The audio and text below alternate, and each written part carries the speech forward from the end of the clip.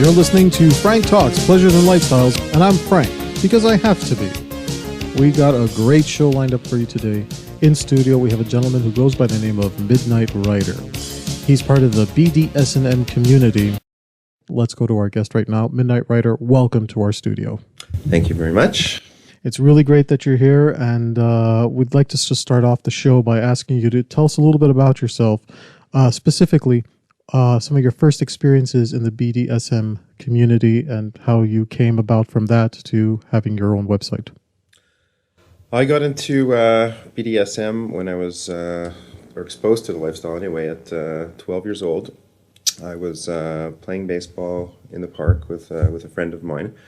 And this girl used to come to the park, and she would always make fun of the two of us. And more particular to my friend, I guess he wasn't as good a baseball player as I was. And one day, he got fed up with her making fun of him, I guess. And he ran her down into center field, and he pulled down her pants, and he gave her a spanking.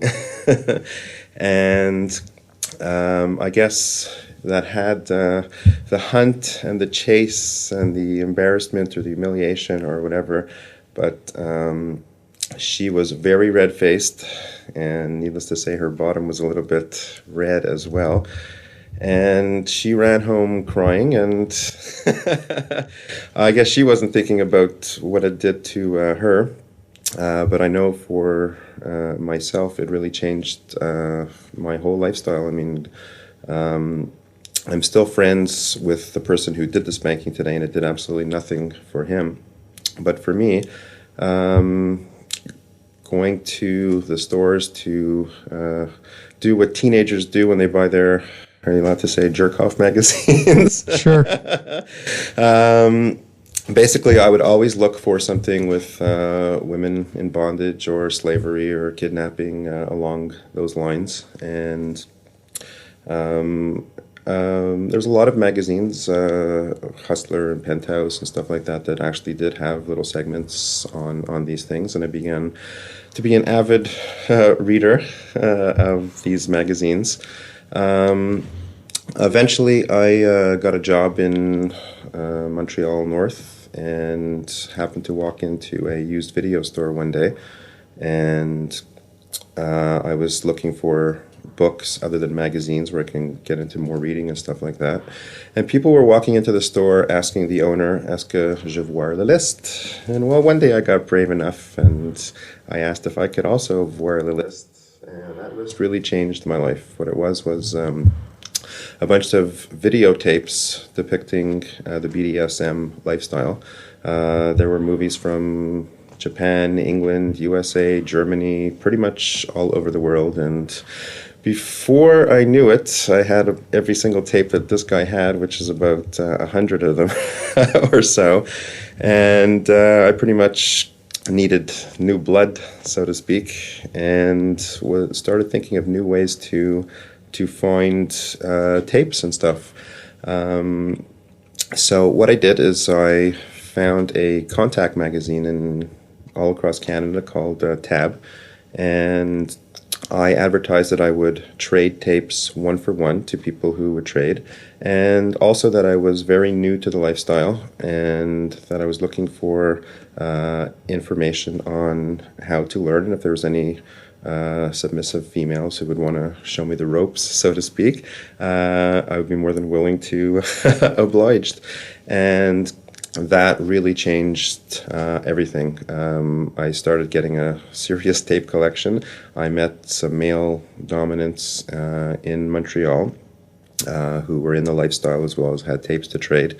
They told me a lot about the scene and made me some toys, and I got a couple of letters from female submissives who were going to show me the ropes, so to speak, from the bottom up. And I pretty much never looked back, and it was very difficult back then because there was no internet. You had to actually write long letters and stuff like that.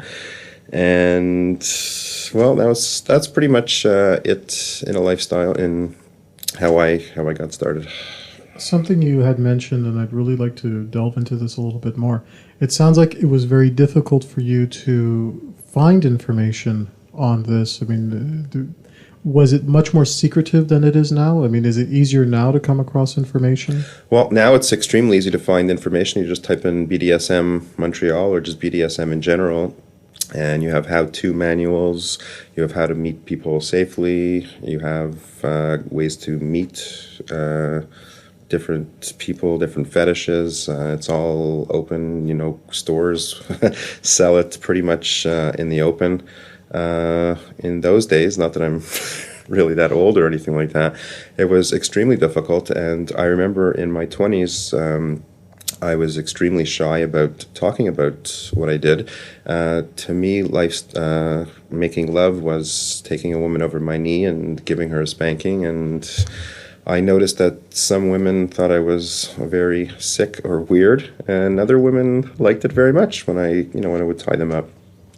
And it's not something that, there was several years where, I stayed at home and watched my videos and stuff like that and thought maybe I would grow out of it or something like that. I thought it was very strange. I equate it similar to what homosexuals probably had to go through and probably still do. It's something that doesn't go away. It stays there forever and ever. And in my opinion, there's nothing wrong with it. As long as it's safe, sane, and consensual, what you do behind closed doors is totally fine.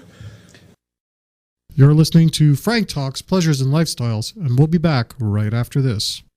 Frank Talks is sponsored in part by the program From Friends to Lovers. Stop being her emotional cookie man.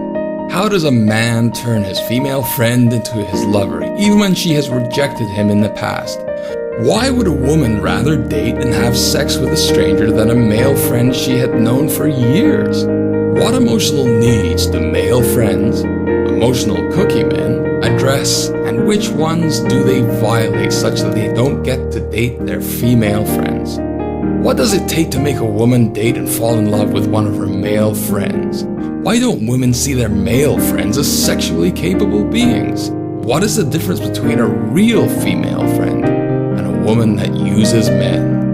Find out here in this Frank program, From Friends to Lovers. Stop being her emotional cookie man. On sale now at franktalks.com.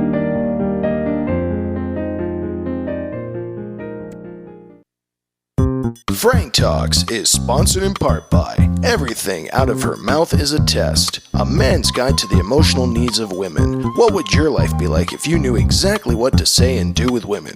Learn how to handle women's tests by addressing her emotional needs. By this, you create the type of attraction that will make her see you as the one. This book is a guide for men to understand exactly what a woman means when she speaks.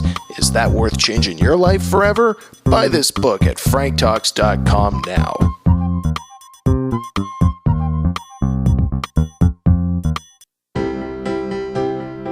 Frank Talks is sponsored in part by From Loser to Seducer by Frank B. Kermit. Ladies, is there a man in your life that got dumped for being clingy, needy, or was told he was a loser, but you still think he's a nice guy and want to help him? He could be a relative or even a friend, and you know he needs the help. Do you want to be the one to give him the gift that will change his life forever? How about the gift of a great biography? Buy him the book, From Loser to Seducer by Frank B. Kermit. It is the story of a nice guy who triumphs over his inner demons to find his own hidden power. Help a nice guy in your life discover his inner seducer to find his soulmate. Buy this book now at franktalks.com.